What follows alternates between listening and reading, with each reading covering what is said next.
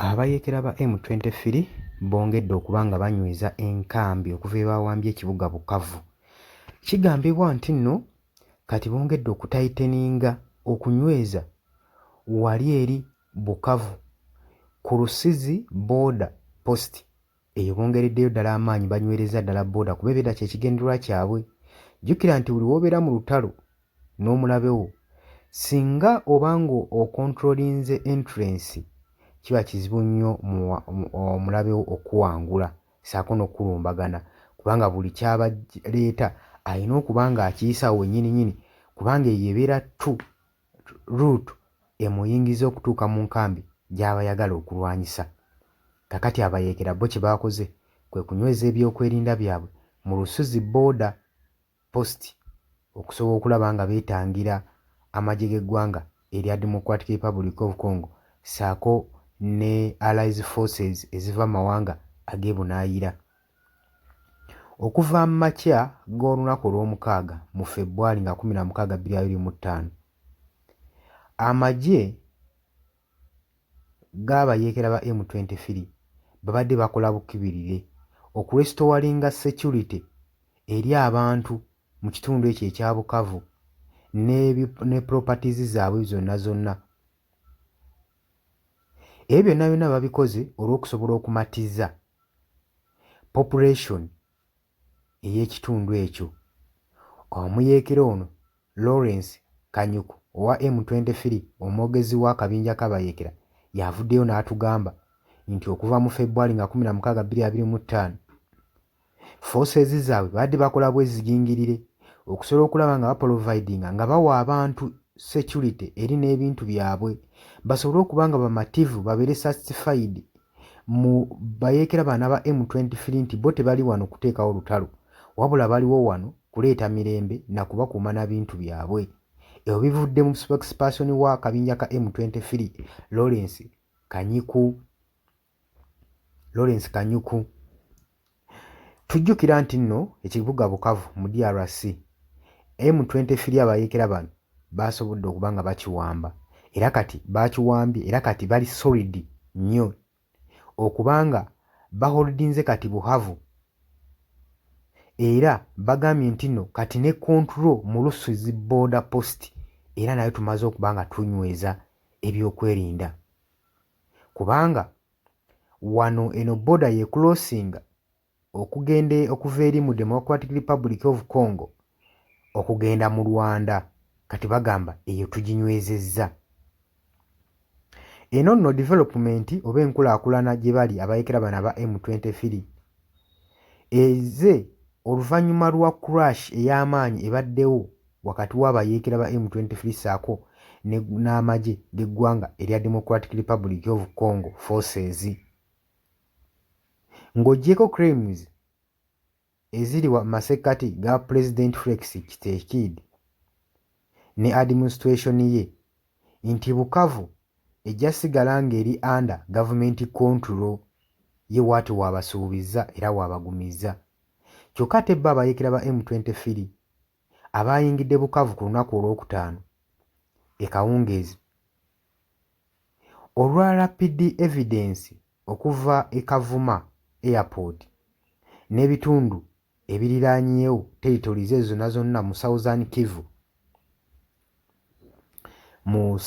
Kivu abamu ku bayeekera ba M23 abalwanyi baafulumye Bukavu ku lunaku olw'omukaaga ekiro ne bateekawo embeera ey'okutiisa nti babadde beebunguluddemu nga balekulidde nga bamaze okuba nga balekulira nga basala endinzi okuva mu kibuga ekyo nga kigambibwa nti nno olwa pressure ey'amaanyi abadde bateereddwako okuva mu international community newankubadde ebyo byonna byabaddewo ng'eyo statement ekoleddwa officially okuva mu kaguruupu.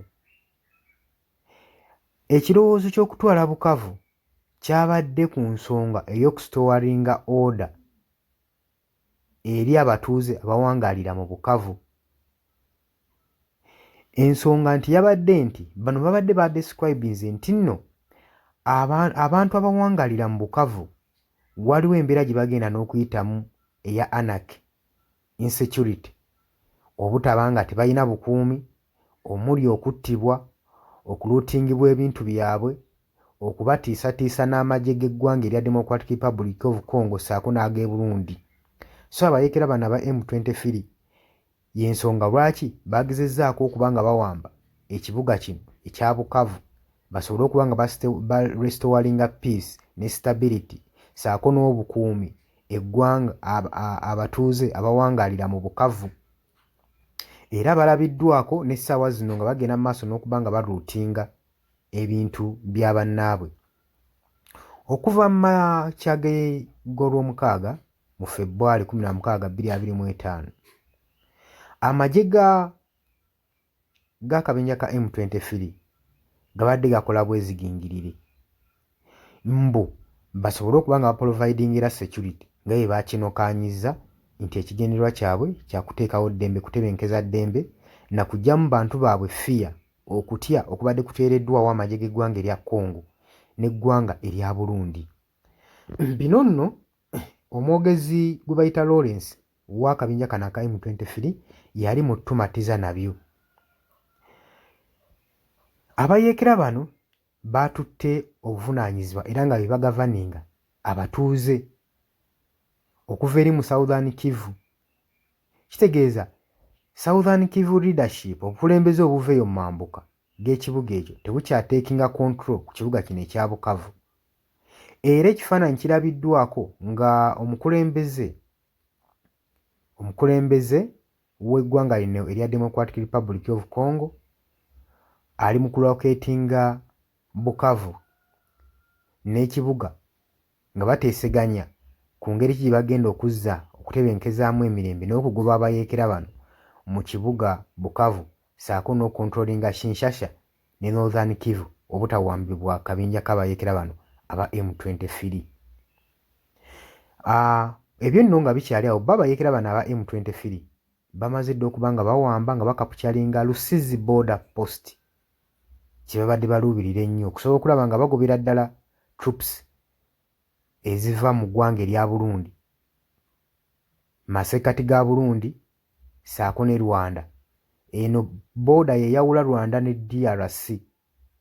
Naye okwekengera tekuli nnyo troops eziva mu ggwanga erya Rwanda tebazoogeddeeko.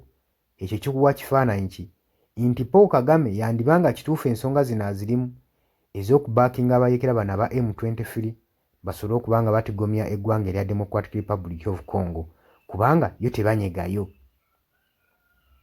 wadde n'okwemulugunyaako nti oba abajaasi oba amagye g'eggwanga erya Rwanda.